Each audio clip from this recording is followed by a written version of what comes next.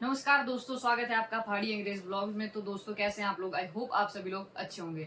तो दोस्तों, जैसा कि आप सभी लोग बहुत समय से इस वीडियो का इंतजार कर रहे थे कि एचपी पुलिस के जो आगामी परीक्षा है हिमाचल प्रदेश पुलिस कांस्टेबल की, उसमें किस तरह का एग्जाम पैटर्न आता है, किस तरह से पढ़ाई को शुरू करें। और अगर आप अभी एक नए एस्पिरेंट के तौर पर हिमाचल प्रदेश के आगामी परीक्षाओं की तैयारियां कर रहे हैं और आप चाहते हैं कि हम भी हिमाचल प्रदेश पुलिस कांस्टेबल के इस परीक्षा को क्रैक करें, एग्जाम में बैठे और एग्जाम को अच्छे से क्रैक करें और हिमाचल प्रदेश पुलिस ज्वाइन करें, तो उसके लिए जो हम आज एक फिर से आपके लिए एक वीडियो लेकर आए हैं। दोस्तों, अभी तक अगर आपने चैनल को सब्सक्राइब नहीं किया तो सबसे पहले चैनल को सब्सक्राइब कर दे, वीडियो पर एक लाइक जरूर कर दे। दोस्तों, आज की वीडियो बेस्ड होने वाली है बुक्स पे, क्योंकि आज हम बुक्स कलेक्ट करके लेकर आए हैं, वो भी ममता जी की बदौलत। तो अभी सबसे पहले आपका इंट्रोडक्शन ममता से करवाते हैं। तो ये है ममता और आगे का इंट्रोडक्शन ये अपने आप देंगे। Hello everyone, thank you so much Vanita Dhiman ji. पहले तो सबसे पहले आप सबको हेलो हाय, मेरा नाम है ममता और आज मुझे यहाँ पे इस चैनल के थ्रू सभी से रूबरू होने का मौका दिया है वनीता धीमान जी ने, तो थैंक यू सो मच। और हम सब आपकी हेल्प करने के लिए एक छोटी सी वीडियो लेके आए हैं, एक ऐसा इंट्रोडक्शन जो आपको बहुत सारे रिसोर्सेज से बचाएगा और आपकी प्रेपरेशन को एक नए तरीके से आगे लेके जाएगा। अभी तक आपके पास बहुत सारा इनफ टाइम है, क्योंकि अभी सिर्फ नोटिफिकेशन आई है, अभी तक उसका कोई पता नहीं है भरे कब जाएंगे। तो आप एक मिनिमम टाइम लेके चलिए कि आपके पास पूरा साल है, क्योंकि जैसे हमारी भर्ती हुई थी आपकी एग्जैक्टली वैसे ही होगी, शायद और आगे या पीछे थोड़ी सी हो सकती है, बहुत ज़्यादा फर्क नहीं आएगा।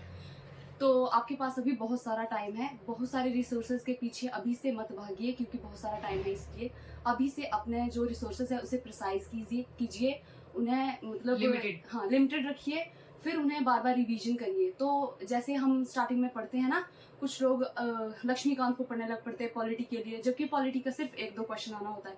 तो ऐसा बिल्कुल नहीं करना है आपको। जीके के लिए हम बुक प्रेफर करेंगे, ये है सामान्य ज्ञान लूसेंट की। आपको पता है कि ये सदी की सबसे अच्छी बुक है, इसमें सारे सब्जेक्ट बहुत अच्छे से दिए गए हैं, इवन की साइंस भी, जिसके 8 क्वेश्चन आपके एग्जामिनेशन में आने होते हैं।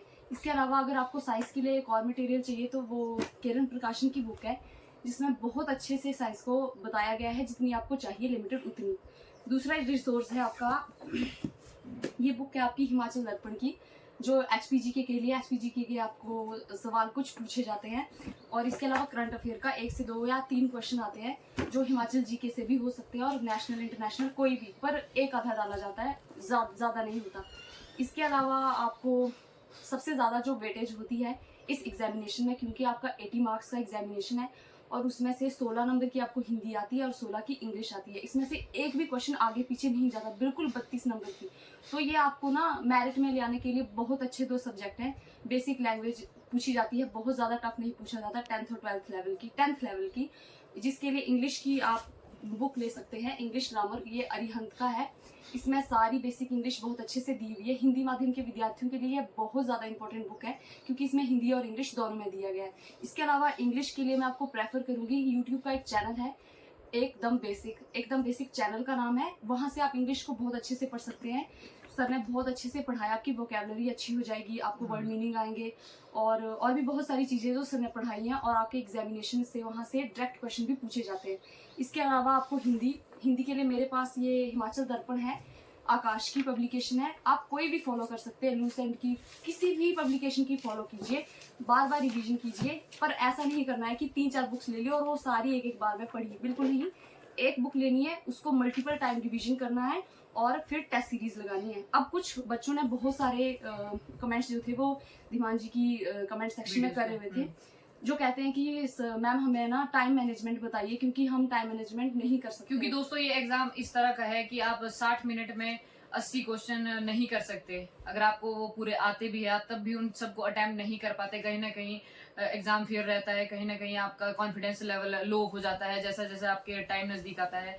क्योंकि 60 मिनट में से कम 20 मिनट आपको OMR शीट पर मार्क करने के लिए चाहिए, जो कि आप एक्यूरेसी से मार्क कर सके। आगे पीछे करेंगे तो आंसर शीट आपकी आगे पीछे हो जाएगी, जिससे भी आपका ही नुकसान होता है। तो उसके लिए हम आपके लिए कुछ बेसिक टिप्स भी लेकर आए हैं। तो ये कुछ बेसिक फंडामेंटल्स हैं जो बहुत ज़्यादा इंपॉर्टेंट हैं। सबसे पहले तो आपका आता है टाइम मैनेजमेंट। जैसा धीमान जी ने आपको पहले ही बता दिया कि 80 क्वेश्चन है, 60 मिनट में करने हैं, बहुत डिफिकल्ट है। टाइम मैनेजमेंट को करने के लिए आपको सबसे पहले करना क्या है, आपको बहुत सारी टेस्ट सीरीज लगानी है। बहुत सारी से मतलब 100-200 से नहीं है, 25 से 50 लेनी है, उनको बहुत बार हल करना है और बिल्कुल एक्यूरेट तरीके से हल करना है कि टाइमर लगा देना है और 1 घंटे के बीच में ही 80 क्वेश्चन हल करने की कोशिश करनी है। और आप कागज पर एक OMR शीट की तरह एक ग्राफ तैयार कर सकते हैं या इसका PDF आप डाउनलोड मार्केट कर में से सकते हैं, लेकर आ सकते हैं, जिस पर प्रिंट आप करवा सकते हैं। हैंड से आप उसको अपने हाथों से खुद से सर्कल करें, क्योंकि सर्कल करने में भी दोस्तों टाइम जाता है और बहुत समय लगता है इन चीजों में भी। ये बहुत अच्छा तरीका है, मेथड है। आप OMR शीट को जो है वो डाउनलोड करके उसे प्रिंट करवा के अपने पास रख सकते हैं, टेस्ट सीरीज हल करते हुए उसे लगा सकते हैं। ये बिल्कुल स्टार्टिंग में नहीं करना है, पहले 3-4 महीने अच्छे से स्टडी करनी है, उसके बाद जाके टेस्ट सीरीज लगानी है। अगर आप पहले दिन से शुरू करेंगे तो आप डिमोरलाइज हो जाएंगे, क्योंकि आपको बहुत सारे क्वेश्चन नहीं आते होंगे। exactly. तो ये 3-4 महीने बाद की प्रोसेस है। सबसे पहले आपको सिर्फ स्टडी करनी है, जिसमें आपको सबसे अच्छे और स्ट्रॉन्ग सब्जेक्ट बनाने हैं। अगर आप साइंस बैकग्राउंड से हैं तो आपकी साइंस, रीजनिंग और मैथमेटिक्स काफ़ी अच्छा होगा, लेकिन अगर आप आर्ट्स बैकग्राउंड से हैं तो आपको अपना GK, हिंदी और साइंस और भी इंग्लिश ग्रामर को भी आप बेटर कर सकते हैं और रीजनिंग को भी बेटर कर सकते हैं। अगर आप मैथमेटिक्स बहुत ज़्यादा हल नहीं कर सकते, बहुत ज़्यादा स्कोरिंग सब्जेक्ट है आपके Hindi grammar, English grammar, reasoning और साइंस, इन्हीं क्वेश्चंस को मिला के 54 तक बन जाते हैं, जो आपकी मेरिट के लिए इनफ है। अगर आप 4-5 क्वेश्चन आगे पीछे गलत भी कर देते हैं तो 47 से 8 इन्हीं में से निकल आते हैं। फिर इसके अलावा आपका जो और पार्ट बच जाता है, जो स्टैटिक पार्ट को छोड़ के और वाला पार्ट है, स्पेसिफिक जो आता ही आता है सारे सब्जेक्ट्स में से, उसे आप अच्छे से तैयार कर सकते हैं। 80 क्वेश्चन को 60 मिनट में करना बहुत ही ज़्यादा डिफिकल्ट है, इसीलिए इस सब्जेक्ट की मेरिट जो है वो कम जाती है। क्वेश्चन पेपर इतना टफ नहीं होता है, लेकिन बच्चे अटेम्प्ट ही नहीं कर पाते, और इसी के लिए टाइम मैनेजमेंट आपको सबसे ज़्यादा ज़रूरी चीज़ है जो आपको चाहिए।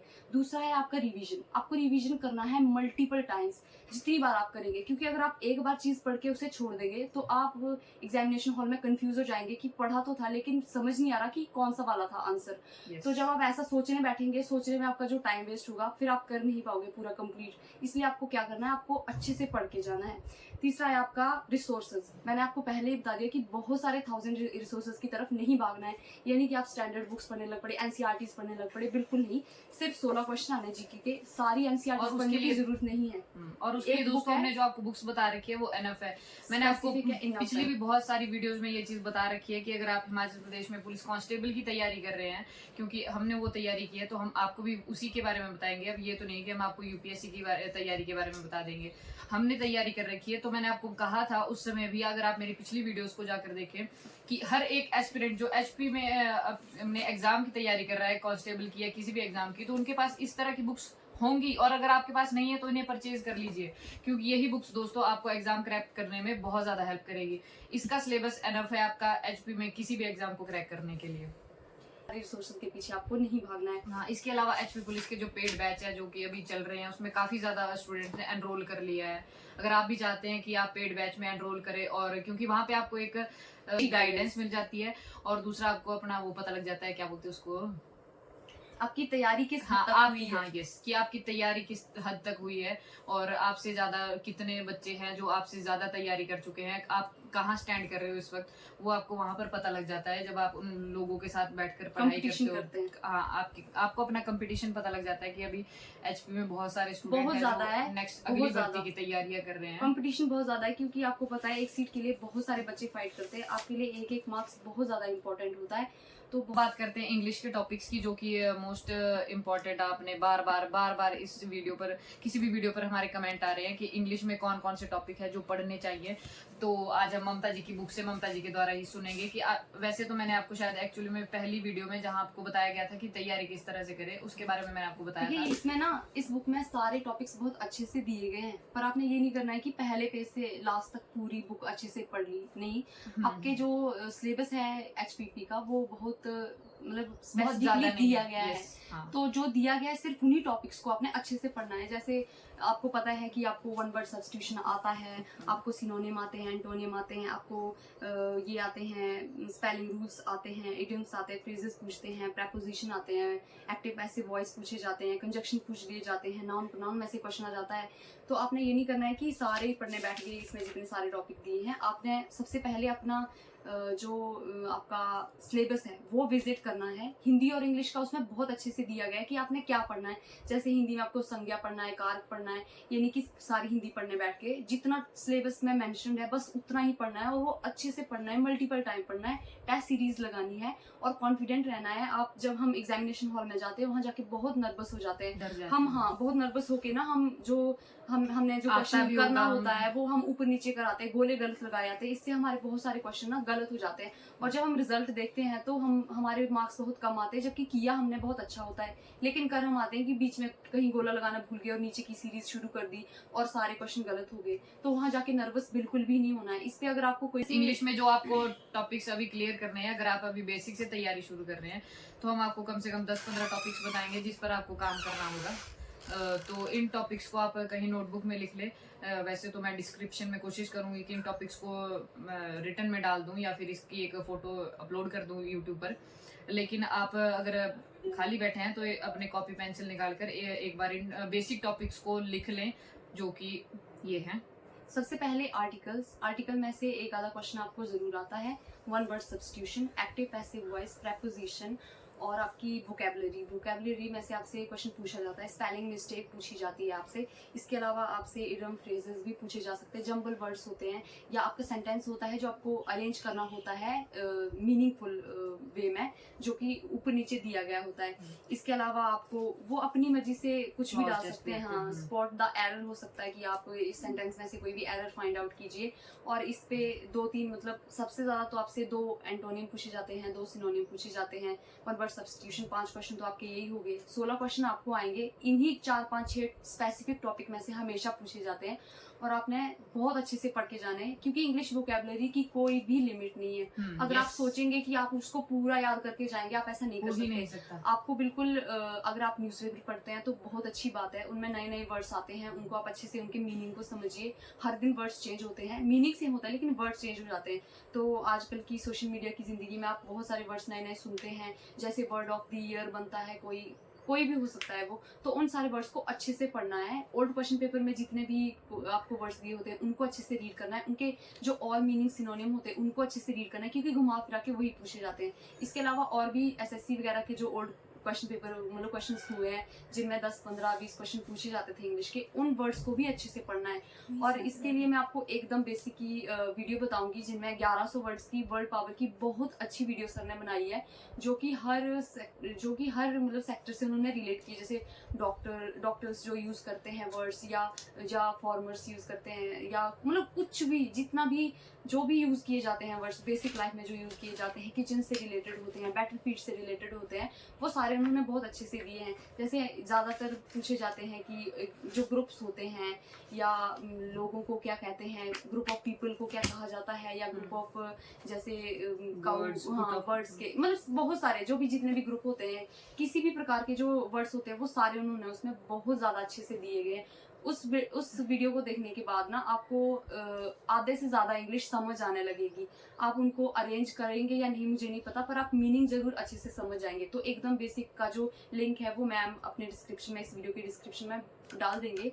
इसके अलावा आपने ये बुक इंग्लिश ग्रामर कंपोजिशन बहुत अच्छे से पढ़नी है, क्योंकि इसमें बहुत अच्छे से दिया गया है। नोट्स भी बना सकते हैं। क्वेश्चन थे कि कोई एक बुक ही प्रेफर कर दो जिससे हम पढ़ सके, तो ये है वो बुक। और एक नीतू सिंह की बुक है। नीतू सिंह जी मैम का एक इंग्लिश का चैनल भी है यूट्यूब पर, काफी फेमस चैनल है नीतू सिंह मैम का, तो आप उससे भी पढ़ सकते हैं।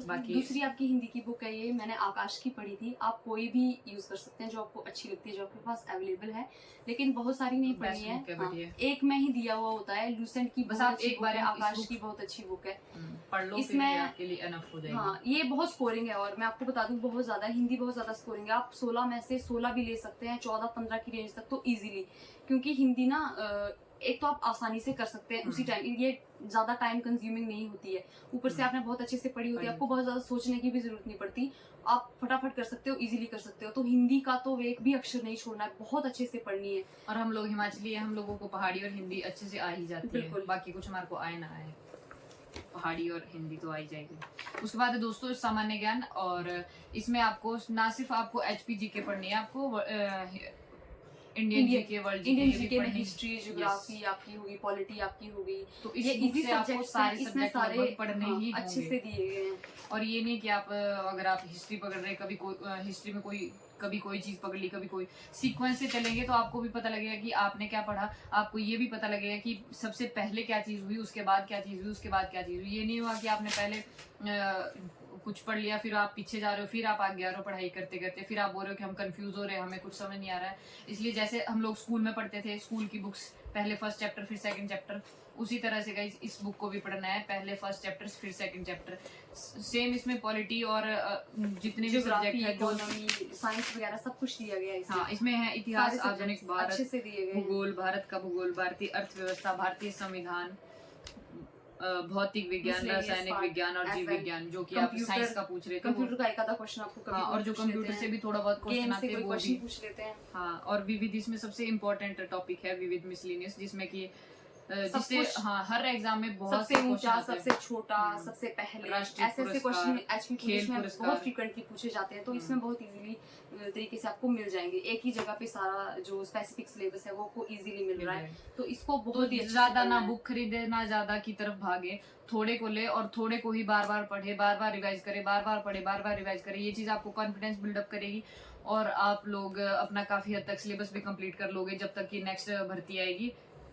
तो आप रीजनिंग पे ज्यादा ध्यान देते हैं, तो रीजनिंग, बहुत हिंदी, अच्छा। इंग्लिश और Scoring। आपकी थोड़ी सी जीके साइंस, ये आपका काफी स्कोर कर देगी अगर आप मैथ नहीं भी करते हो।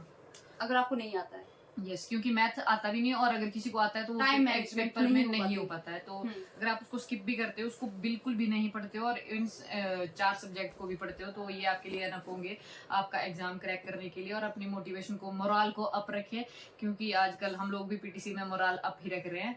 तो आप भी अपने मोराल को अप रखें। और अगर आप एचपी पुलिस कांस्टेबल की अगली भर्ती जो कि 2023 में आएगी, उसकी तैयारी कर रहे हैं, तो तैयारी शुरू कर दे। और जिस तरह की मैंने आपको किताबें बताई और मैम ने आपको बुक्स और पढ़ाई का तरीका बताया, उस तरह से उसको फॉलो करेंगे तो आपको काफ़ी ज़्यादा हेल्प मिलेगी दोस्तों। और अगर आपके इसके अलावा कोई क्वेरी, क्वेश्चन, कुछ भी आप किसी भी चीज़ में फंस जाते हो, तो आप मेरे इंस्टाग्राम पर भी मुझे मैसेज कर सकते हो, नीचे कमेंट बॉक्स में भी आप मैसेज कर सकते हो। Thank you so much for watching, bye.